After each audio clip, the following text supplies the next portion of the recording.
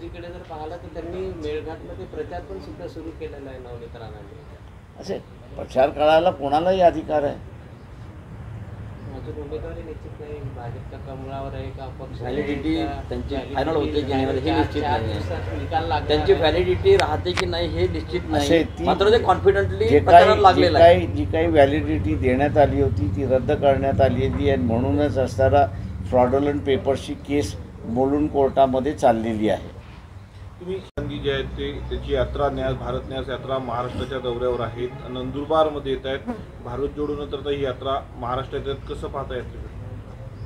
नाही, तो त्यांच्या पक्षाचा असणारा कार्यक्रम आहे असं मी त्या ठिकाणी मानतोय की काँग्रेस पक्षाचा जनाधार वाढवण्याचा असणारं कामकाज आहे आणि तो त्यांचा अधिकारही असं मी त्या ठिकाणी मानतोय. पण त्याचा तो अधिकार लक्षात घेताना आपण आज बघत असाल की ममता बॅनर्जी TMC यांनी काँग्रेसबरोबर समझोता न करता 42च्या 42 जागेची उमेदवारी त्या ठिकाणी जाहीर केली आहे. माझ्या दृष्टीने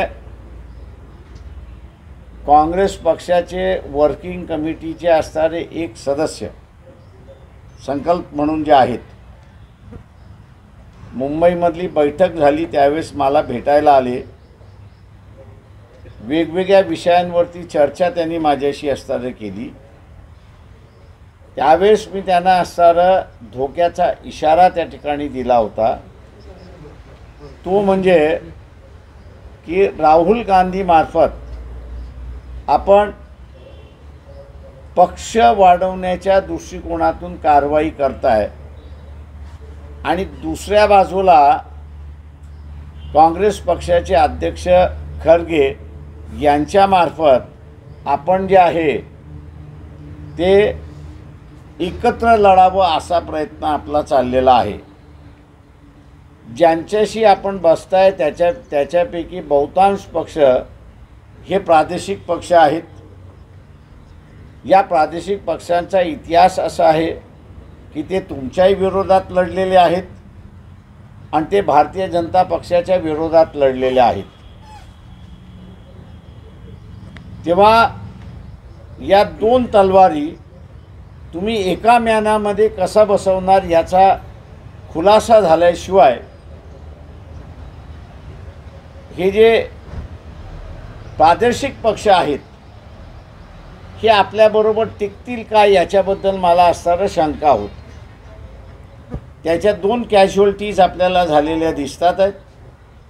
एक नितीश कुमार की ज्यांनी लालू प्रसाद यादवला सांगितलं कि हमने आपसे पहले भी कहा था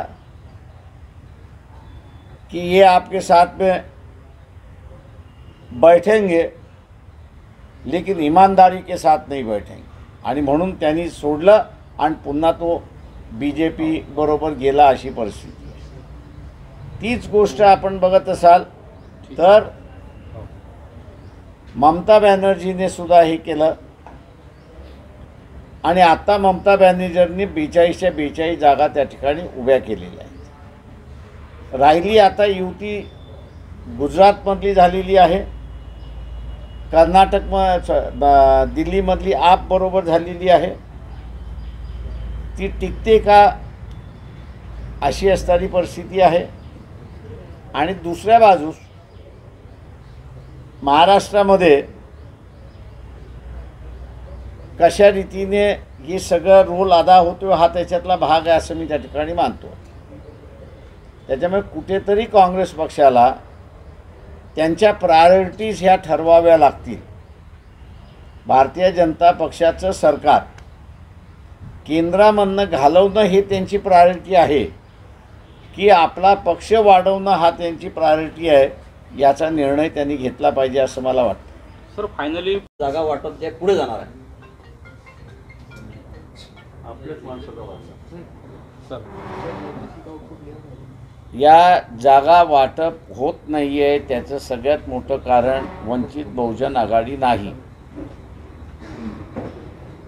काँग्रेस आणि उद्धव ठाकरे शिवसेना यांच्यामध्ये 10 जागेंवरनं मतभेद आहेत. या 10 जागा काँग्रेसही मागते आणि या जागा उद्धव ठाकरे शिवसेनाही मागते. अनेक राऊंड चर्चा झाल्या, परंतु एकमेकाला सीट सोडायला तयार नाहीत अशी परिस्थिती आहे. हा एक भाग आहे. दुसरा भाग त्याच्यामध्ये 5 जागा अशा आहेत की ज्याच्यावरती शिवसेना, उद्धव ठाकरे, काँग्रेस आणि NCP शरद पवार यांच्यामध्ये शेअरिंग होत नाही. कोणाला द्यायचं? 5ही जण त्या जागा मागतात आहेत, एकही जण सोडायला तयार नाही आणि म्हणून त्यांचा समझोता होत नाही अशी असणारी परिस्थिती आहे. संजय राऊत मीडियाशी असताना खोटं ब्रीफिंग करतात की वंचितने आमच्याकडे जागाच मागितलेल्या नाहीत. वंचित जागा ज्यावेळेस देईल त्यावेळेस त्यांची भांडणं मिटलेली असेल, त्यावेळेस त्यांची भांडणं मिटलेली नसताना ते एकत्र जाणार का, फ्रेंडली फाईट करणार का, याचा निकाल त्यांनी अजून लावलेला नाही. आणि त्यांनी त्यांचा निकाल न लावल्यामुळे वंचित आघाडी एवढंच म्हणते की बा आम्ही तुमच्याबरोबर आहोत, तुमचं मिटवा. हे होत नाही असं लक्षात आल्यानंतर रमेश चेनिताल यांच्याशी मी टेलिफोनिक चर्चा केली आणि त्यांना विनंती केली की ते घोंगडं भिजत असलं तरी काँग्रेस आणि वंचित यांच्यामधला तरी समझोता आपण असारा पुढे घेऊन जाऊ. रमेश चेनिताल यांच्याकडून चर्चेला दुजोरा म्हणा किंवा पावलं उचलली पाहिजेत, ती झाली नाहीत. त्यामुळे आम्ही असणारा स्टेट काँग्रेस पक्षाचे अध्यक्ष खरगे यांना माझ्या सहीचं असणारं पत्र मी त्या ठिकाणी पाठवलं. ती सगळी हकीकत त्याच्यामध्ये नमूद केली आणि त्यांना ही विनंती केली की काँग्रेस पक्षाने महाराष्ट्र विकास आघाडीकडे ज्या जागा मागितलेल्या आहेत त्या जागा आणि वंचित बहुजन आघाडी यांच्यामधला तरी आपण समझोता करूया. परंतु अजूनपर्यंत काँग्रेस पक्षाच्या कार्यालयातून त्यालाही दुजोरा मिळाला नाही अशी असणारी परिस्थिती आहे.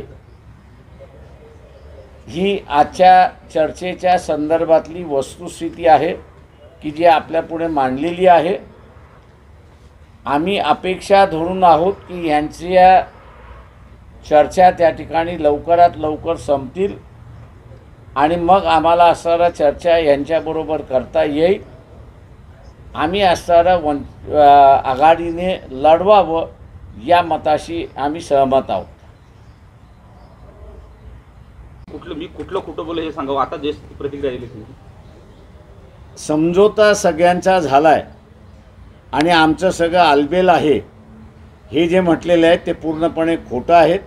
त्यांचं जर त्यांनी खोटं बोललं नसेल असं ते म्हणत असतील तर त्यांच्या ज्या 10 जागेंचा डिस्प्यूट जो आहे तो त्यांनी असणारा संपलाय का आणि संपला असेल तर त्या 10 जागा कुठल्या पक्षाला घेतल्यात त्याचा असणारा त्यांनी खुलासा करावा.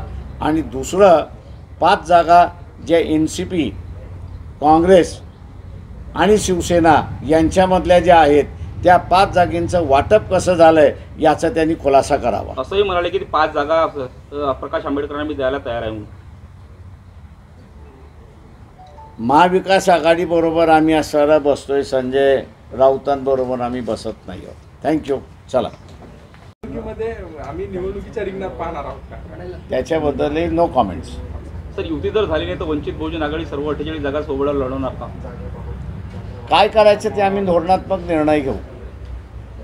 यांची युती झाली नाही तर धोरणात्मक निर्णय आम्ही काय घ्यायचा तो आम्ही घेऊ.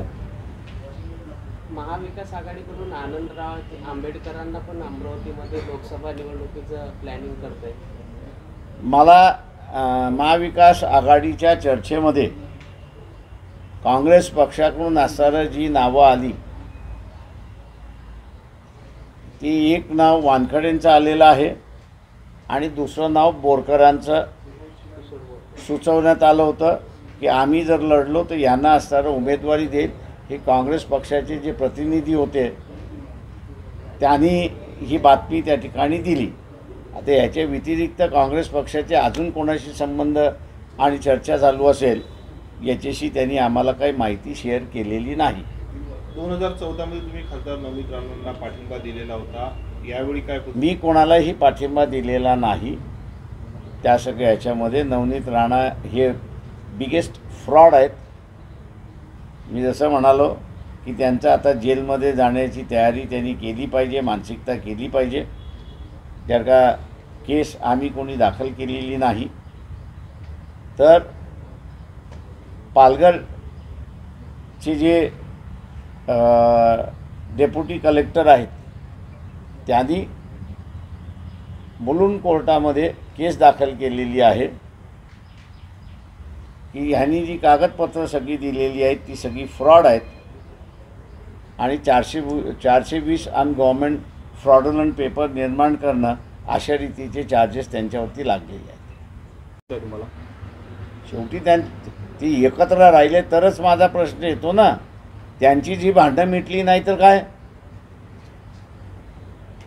त्याच्यामध्ये होत नाही अशी असणारी परिस्थिती आहे. अमरावतीमध्ये स्थानिक वंचित बहुजन आघाडीने सुजात आंबेडकरांना अमरावतीमधून उमेदवारी द्यावी असा एक ठराव केलेला आहे. तो ठराव माझं म्हणणं असं आहे त्याच्यामध्ये जिल्ह्यांचा अधिकार आहे. ते जिल्ह्यांच्या अधिकारावरती मी काहीच कॉमेंट करणार नाही.